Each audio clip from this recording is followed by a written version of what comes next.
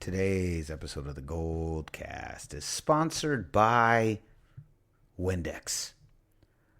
Are your shades dirty from all the beer you spilled on them because you've been celebrating so much by drinking beer at the end of all these 49er games? Well, we've got the solution for you. Buy Windex.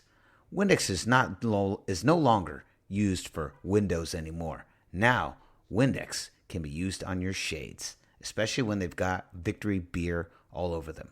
Find them at a Windex store near you. Now, Raymond, before we begin, why don't you let them know where can they find us? You can like us on facebook.com/thegoldcast.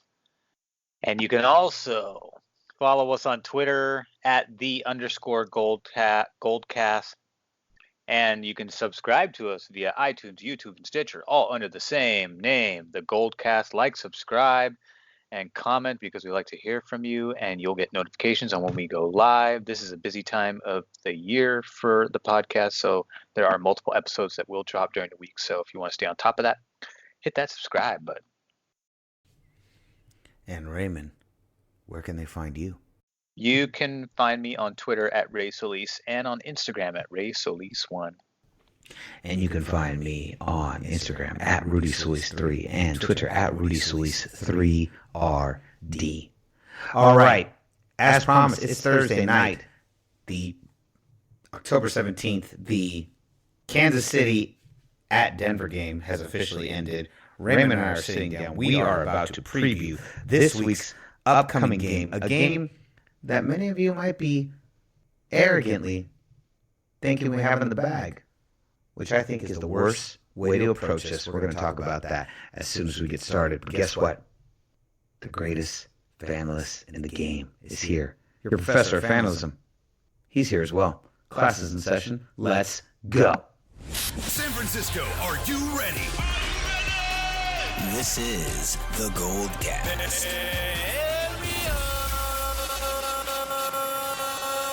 Boom!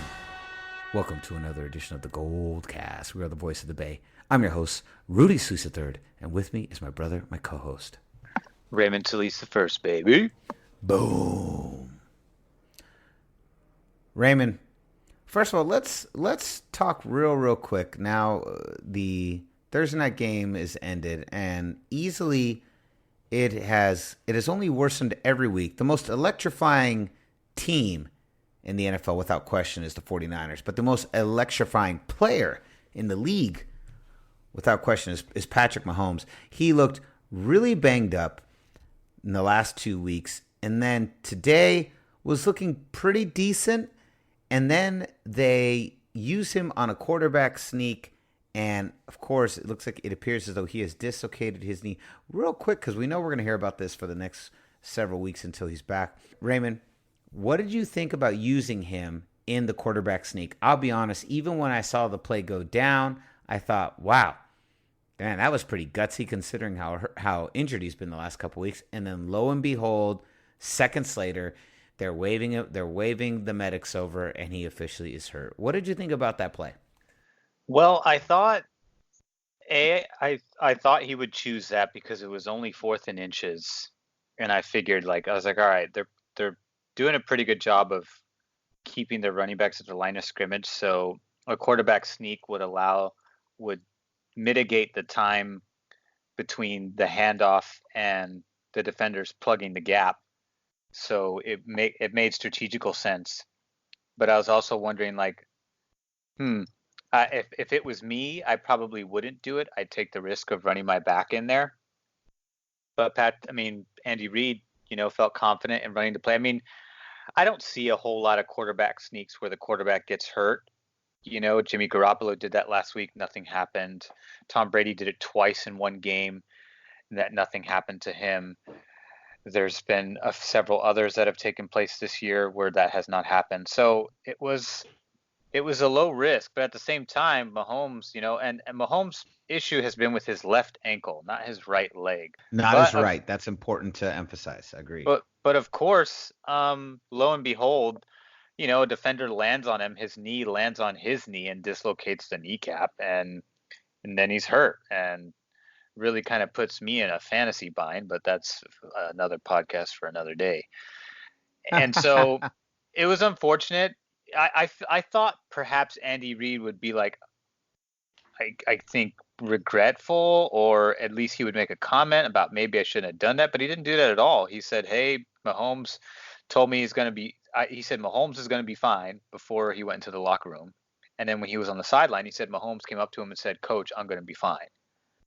And they're going to, of course, do an MRI to see if there's any ligament damage. But either way, I thought, kind of a risky play because he's kind of fragile right now.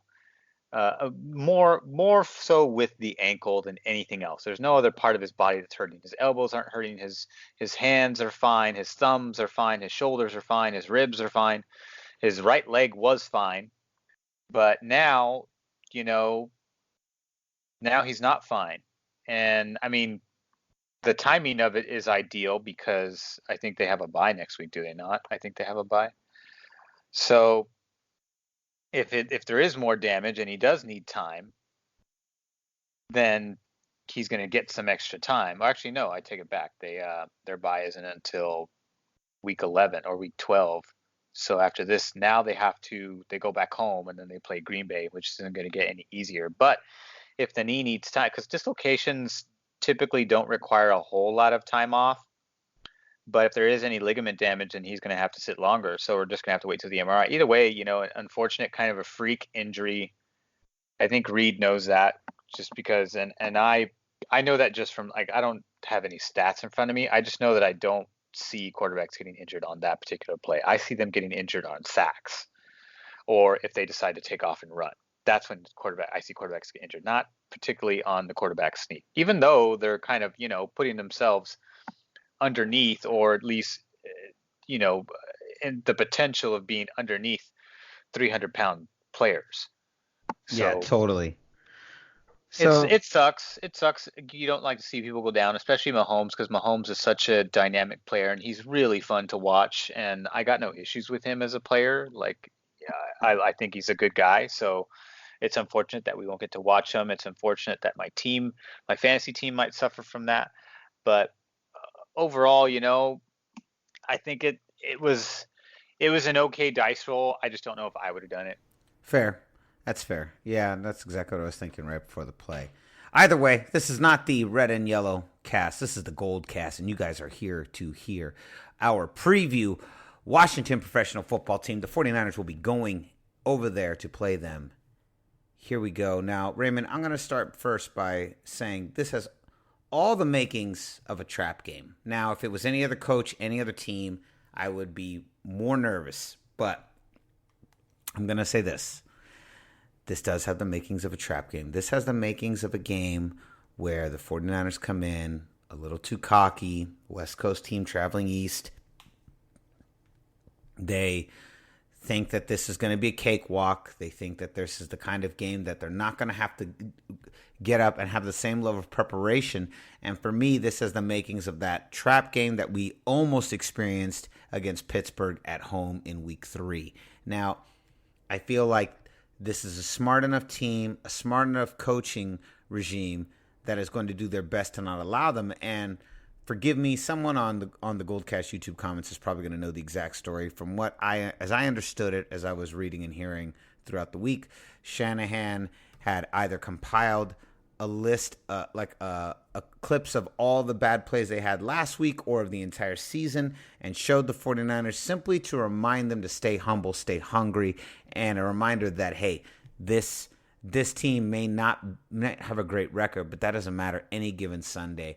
And so even though I'm very confident, I believe that the 49ers will win, this just has the makings. This is the type of game where a team like the 49ers in their position can get got really quickly. And so I feel like the main thing that the 49ers have to do is really stay out of their own way and stay just as focused and as sharp for this game as they would for any other game. They have to treat this game as if they were playing the Rams again. What are your thoughts? It's on similar lines. I mean, it could very well be a trap game. I mean, people will look at this as a trap game, but whether it'll blow up in the Niners' face remains to be seen. I think because of his history there, I think there is a little bit. I mean, I know he doesn't want to admit it, but perhaps behind the scenes, maybe subconsciously or consciously, and he's just not sharing it. Perhaps there is a little bit of extra pep in his step in terms of wanting to beat this team and just kind of stick it to Schneider. We know Schneider's an asshole, and Who's he's Pep? like You mean Kyle Shanahan? Kyle Shanahan. Yeah. And Yeah. we know that Schneider is, the worst owner in the league and is a major asshole and is the main reason why this franchise hasn't been able to get back on track for some time now. Since the playoff year I don't know if Jay Gruden's ever taken them to the playoffs, but I know Mike Shanahan did with RG3. And so, but despite all that, I know that this team is struggling for all of that. And I just feel like Shanahan, based on what he said and based on what players have said, that nobody's really giving any indication that they're going to fall for the trap, the so-called trap. I think the only people that are overly optimistic right now, that are overconfident, are fans and even some pundits. And hey, Steve Young was on KMBR and he said this game's a lock. He literally used that word, lock. If there's anyone who's overconfident right now, it's Steve Young. But I mean, we have a lot of evidence to be confident in the Niners' chances of this game. This is a bottom tier team statistically on offense and defense. I know they have AP. I know they have Vernon Davis, although Vernon Davis is not 100% right now. But he's this team could still catch us off guard. We still have guys that were limited in practice. Of course, we're still missing our 2 tackles. Deebo Samuel's now nursing a groin injury, in addition to Kittle, who was limited in practice today. Deebo Samuel didn't even practice today. Dee Ford, it's a quadricep, yeah, so it looks like a different injury from the other one. So probably just being cautious with him. Kwan Williams has got something wrong with his hand. He was limited in practice today. We'll see how tomorrow shapes up. If those 3 guys are a full go tomorrow, then you got to feel pretty good about their chances on Sunday. On the other side, a lot of guys didn't practice today for Washington too. You have Shazer Everett, who's a safety. He's battling an ankle. You have linebacker Josh Harvey Clemens battling a hamstring. You have guard Wes Martin, something wrong with his chest. You have cornerback Josh Norman. That's a big one. He's dealing with a thigh and a hand, and he's their best corner and, one of the better corners for the past decade. And then running back Chris Thompson's dealing with toe. And then Vernon Davis was limited. I guess he did participate, but it was limited practice, and he's in from a concussion last week. And Adrian Peterson and Case Keenum were full participants today. So I expect them to be ready for Sunday. Adrian Peterson's he's like Frank Gore. He just they're vampires. They just won't die no matter what. So Adrian Peterson, he's going to go. But again, this is offensively, they're 30th in the league in points scored. They're 28th in the league in total yards. They're 26th in the league in passing yards per game. This is offensive. They're 25th in the league in rushing yards. Defensively, it's more or less the same. Points allowed, they're 28th in the league. Total yards, they're 25th in the league. Passing yards, they're 20th. Rushing yards, they're 28th. This team has a lot of holes all over the place. And so this game, to me, while it also has the possibility of a trap game just because now we've built momentum and we're undefeated, at the same time, if I look at the track record of all the subpar teams that we've played so far, the Niners have dominated outside of, a turnover happy game in Pittsburgh. So I'm not too worried about this game. And I don't think a lot of people should be. I think Kyle Shanahan's going to have this team ready. Every week they talk very humbly and professionally and respectfully about every opponent, regardless of their ranking and their record.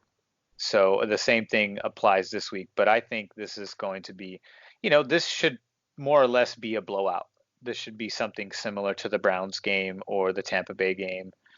I expect, the Niners to kind of stay on task, even though it's a West Coast trip. I just don't think Kyle Shanahan is going to lose to a Dan Snyder team. You know what? That's definitely the other big storyline, right? Is the opportunity for Kyle Shanahan to finally get revenge. The last two times these teams played was on. It was also in October. It was Brian October Hoyer 5th. was our quarterback then. Yeah. The Well, last time we played. CJ Well, Beathard was our quarterback actually. he was, but 27. he got Brian Hoyer started the game and then played so poorly he got benched and CJ went in there and That's finished up the game. right. That's right. Excellent memory. Excellent memory. Yeah, that game ended almost. Actually, it was a week, 2 years ago, 2 days ago, October 15, 2017. Another tight one. One of the classic Kyle Shanahan losses, 26-24 in favor of Washington. So this is his opportunity to really get the revenge that he deserves. And I think that's probably that I probably buried the lead there a little bit with not opening with that. The trap game, the classic NFL trap game, is definitely in play, but this more than anything is an opportunity for Kyle to really go in and stick it to Washington. And I for one am excited. I think this is a game we're going to win. I think it's a game we're going to win very easily. Vegas has us at 9.5 favorites. I think that's there for a reason. I think that's a realistic spread. But I just needed to give that counterpoint to go, hey, you know what? Not even to the players, but to Goldcast Nation 49er faithful. Everybody stay humble, okay? Celebrate the victories, but we got to fan up. We got to gear up. We got to treat every single game like it is like it's the New England Patriots, like it's the Chiefs, like it's the Rams, like it's the Saints. It's insert any great team that's playing this season right now. We have to treat every single opponent as the most dangerous opponent in front of us because they are the most dangerous opponent in front of us because they're the only team that's capable of beating us that week. And that is who Washington is. And I think we need to just make sure that we're focused, humble, and ready. And I do think this team is. I really do. I think this regime, this coaching regime, they have that ability and to keep this team focused on this game. And overall, I am extremely confident. I don't think it's going to be that big of a deal. What do you think the score is going to be?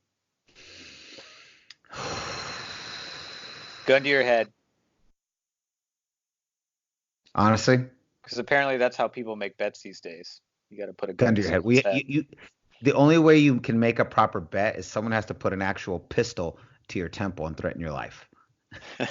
Yeah, and then the numbers magically appear in your head. And then magically, 26-12. 26-12. Ah, interesting. Okay. Yeah. You think they're going to put up 12 points, so they'll put up more points than the Browns, you say? Sure. Yeah. I say. Well, you didn't put a gun in my head, so I'm not going to tell you if that's the truth or not. Darn it. I missed out. The opportunity has passed now. I must wait until after Sunday. Yeah. Yeah. The next gun temple opportunity is not arrived. I think 28-6. That's what I say. I say 2 field goals.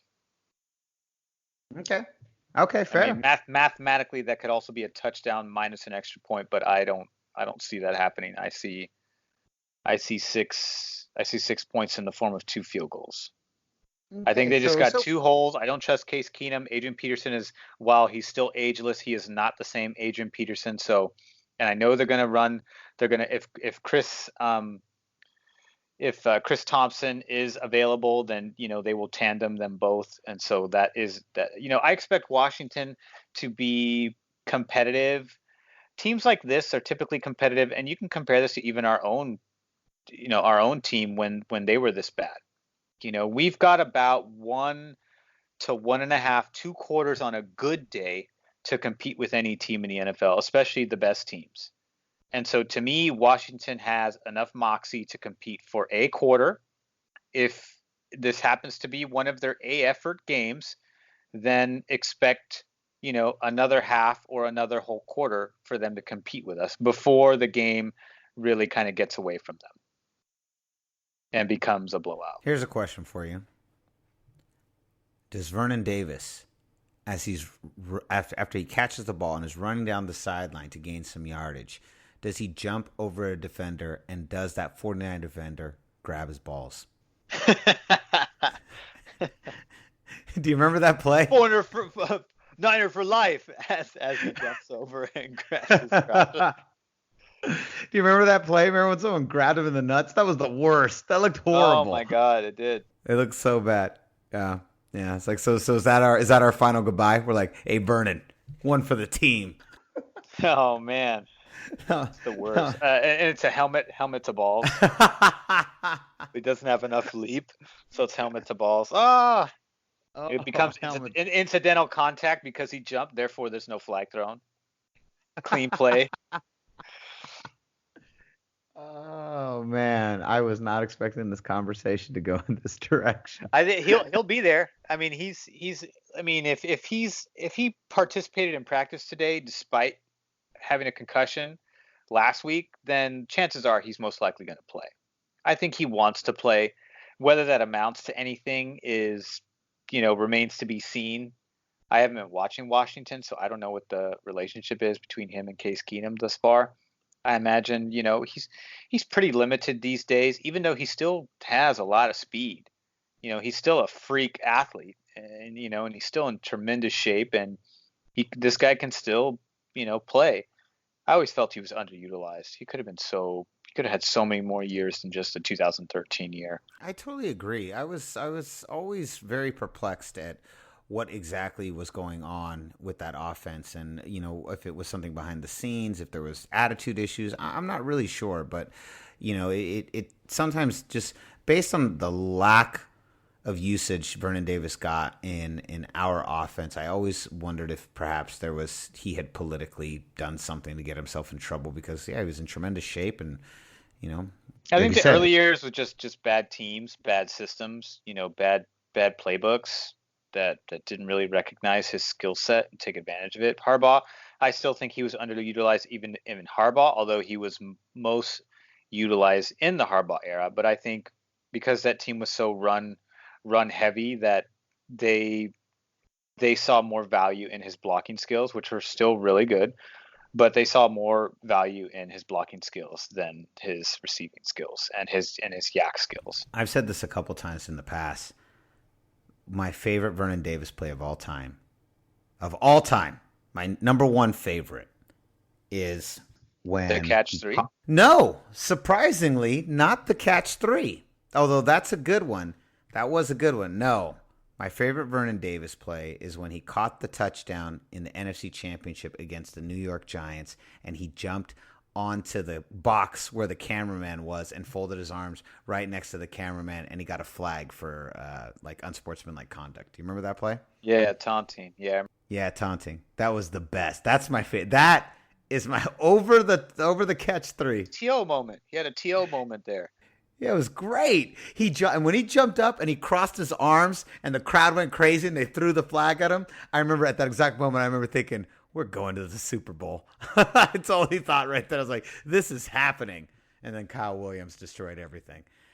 That was a nice little eulogy for Vernon Davis. Props to Vernon Davis. It will be nice to see Vernon Davis on Sunday, albeit not in 49er colors. Colors that look similar to ours. Not as good. And, Vernon Davis, say what you want. There was a time when he was at Cha-Cha-Cha's in San Francisco, which is I think it's a Cuban restaurant. And I wasn't there, but he was in the restaurant, and fans were asking for his attention or autograph or saying hi, and he was very dismissive. And Derek Pollard happened to be in the restaurant at the same time. Derek Pollard was a Super Bowl player with the 49ers. Let me see if I forget what position he played. I want to say cornerback. Daryl Pollard. He was a cornerback, I think. Oh, no. That's, yes. And he won the Super Bowl with us, I think, in 88-89. He won the back-to-back with us that year. And so he was in the restaurant, and he goes over, he saw what happens. He goes over to Vernon Davis, and he says, hey, man, I don't know. The story was, paraphrased to me. So now I'm taking the paraphrase and paraphrasing that. Essentially, what Pollard said to Vernon Davis was like, hey, he happened to have his Super Bowl ring on him. And he said, hey, you need to show respect to these fans because these fans pay your salary. And eventually, if when the stars align right, you get one of these, and shows him the ring. And then Vernon Davis gets up and then shakes everyone's hand in Cha-Cha-Cha's in San Francisco between 19th and 20th Street and on Mission. That's a great story. I've never heard that story. Really? No. Oh, yeah. That's an awesome one. I love that. I love that story. I'll give you a similar story. One time I was in Cha-Cha-Cha's with several friends. One of my closest friends, an ex fellow professional breakdancer, Michael Schools. We were there with a bunch of friends eating at Cha-Cha-Cha's, and this is a real story too. It's gonna sound fake, but it really happened. We remember there's about 6 of us. We were done eating our food, and we were waiting for our check. And we were kind of looking around, and you're kind of looking around, and you're waiting to make eye contact with your server, so you can kind of give them the eye, like, hey, I think we're ready to go. And the server walked off the floor.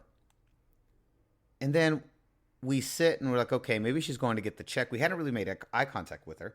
And we're looking around, and then we noticed that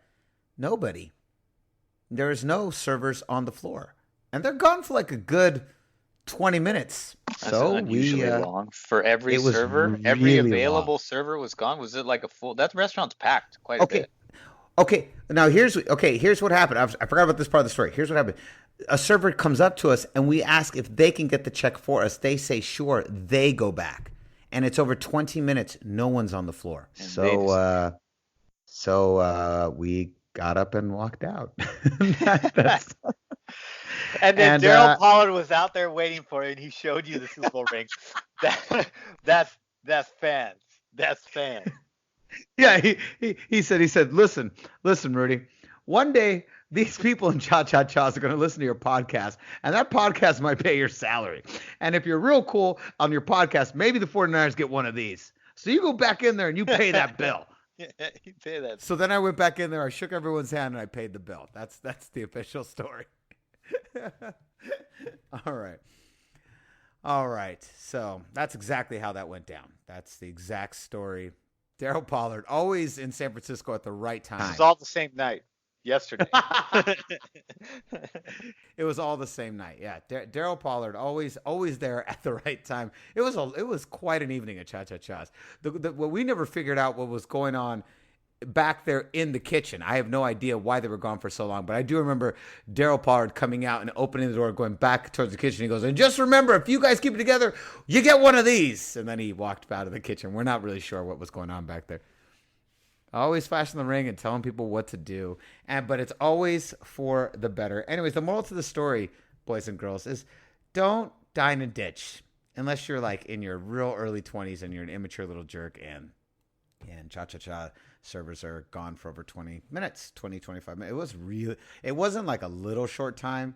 I'm not exaggerating. It was like 20 to 25 minutes. There was no one on the floor. It was really strange. I know that crew during that era because I was hanging out there in and around that time too. And that crew was a bit wild. None of them are there now. I think none of them are there now. They're all in different places now, or they moved on or moved out of the city or whatever.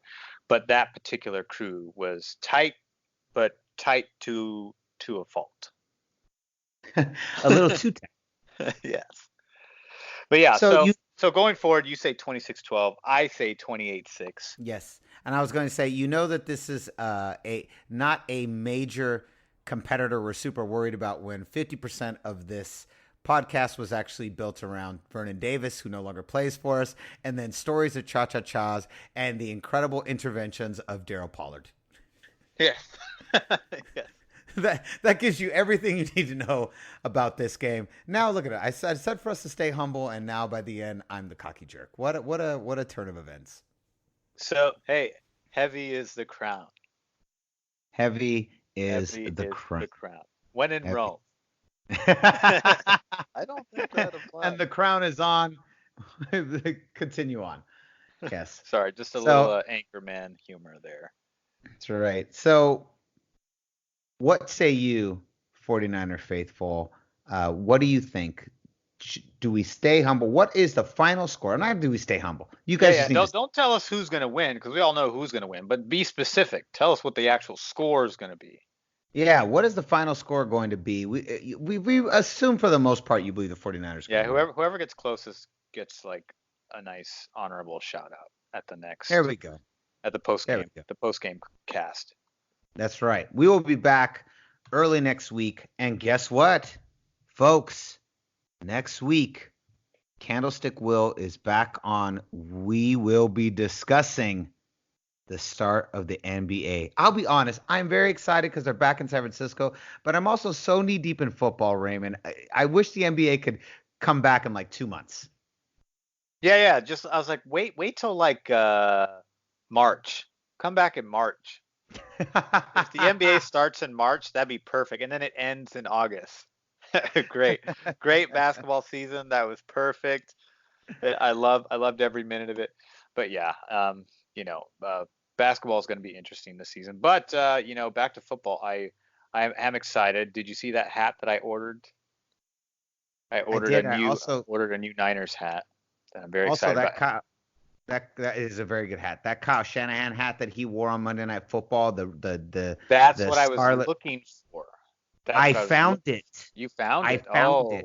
The Not sideline only did hat. I found it on NFLshop.com because I just, you know what I did? I ended up going into the Twitter into Twitter and just searching for that cap, like searching anyone who was talking about the cap.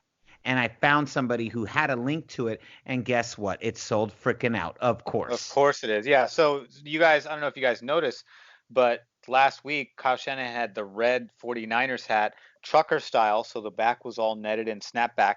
But then he had the Niners emblem. The hat was completely red, and the Niner emblem was black, but in the shape of like a flag, like 49ers It's very flag. little. It's like a It's little very thumbnail. little.